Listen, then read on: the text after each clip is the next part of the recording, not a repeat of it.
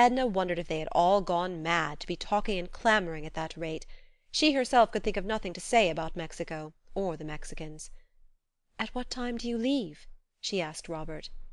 "At 10," he told her. "Beaudelet wants to wait for the moon."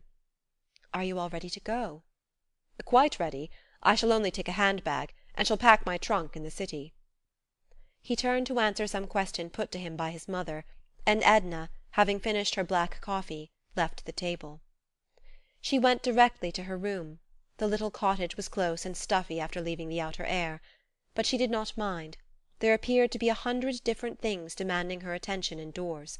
She began to set the toilet stand to rights, grumbling at the negligence of the quadroon, who was in the adjoining room putting the children to bed.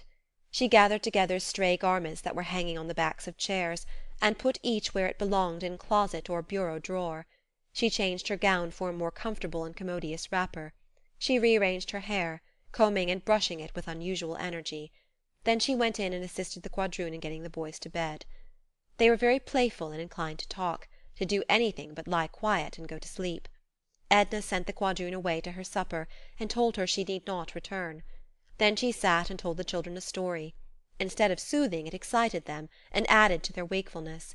She left them in heated argument, speculating about the conclusion of the tale which their mother promised to finish the following night. The little black girl came in to say that Madame Lebrun would like to have Mrs. Pontellier go and sit with them over at the house till Mr. Robert went away.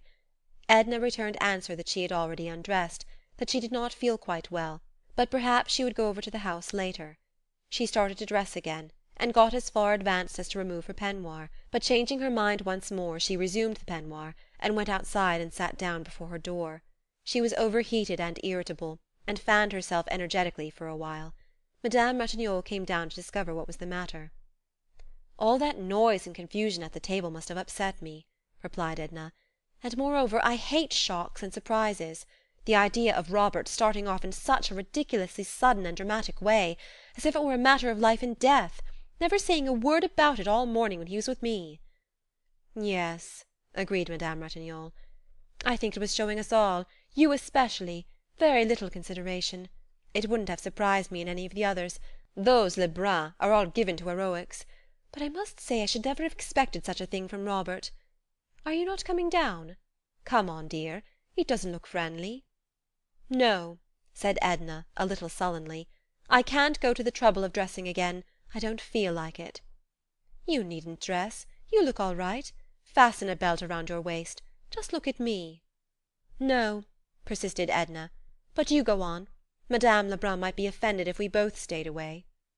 Madame Ratignolle kissed Edna good night, and went away, being in truth rather desirous of joining in the general and animated conversation which was still in progress concerning Mexico and the Mexicans. Somewhat later Robert came up, carrying his hand-bag. "Aren't you feeling well?" he asked. "Oh, well enough. Are you going right away?" He lit a match and looked at his watch. "In 20 minutes," he said. The sudden and brief flare of the match emphasized the darkness for a while. He sat down upon a stool which the children had left out on the porch. "Get a chair," said Edna. "This will do," he replied. He put on his soft hat and nervously took it off again, and wiping his face with his handkerchief, complained of the heat. "Take the fan," said Edna, offering it to him. "Oh no, thank you. It does no good. You have to stop fanning some time, and feel all the more uncomfortable afterward." "That's one of the ridiculous things which men always say.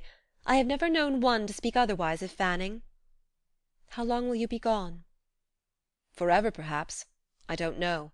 It depends upon a good many things." "Well, in case it shouldn't be forever, how long will it be?" "I don't know."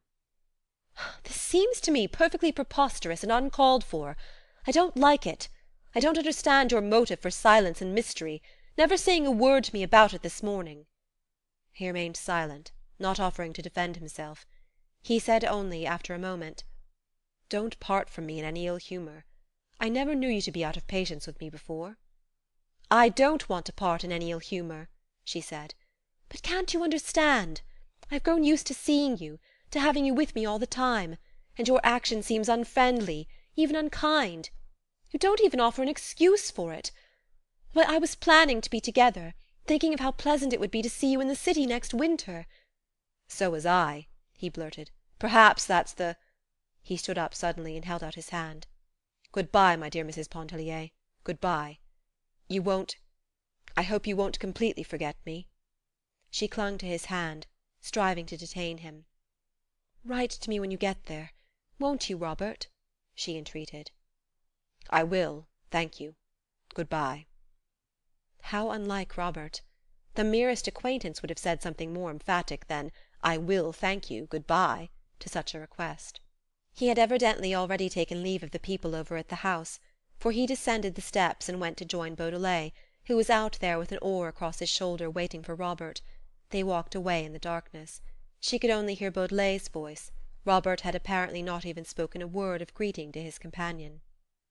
Edna bit her handkerchief convulsively, striving to hold back and to hide, even from herself as she would have hidden from another, the emotion which was troubling, tearing her. Her eyes were brimming with tears. For the first time she recognized the symptoms of infatuation which she had felt incipiently as a child, as a girl in her earliest teens, and later as a young woman. The recognition did not lessen the reality, the poignancy of the revelation by any suggestion or promise of instability. The past was nothing to her, offered no lesson which she was willing to heed. The future was a mystery which she never attempted to penetrate. The present alone was significant, was hers, to torture her as it was doing then with the biting conviction that she had lost that which she had held, that she had been denied that which her impassioned, newly awakened being demanded. End of Part 3.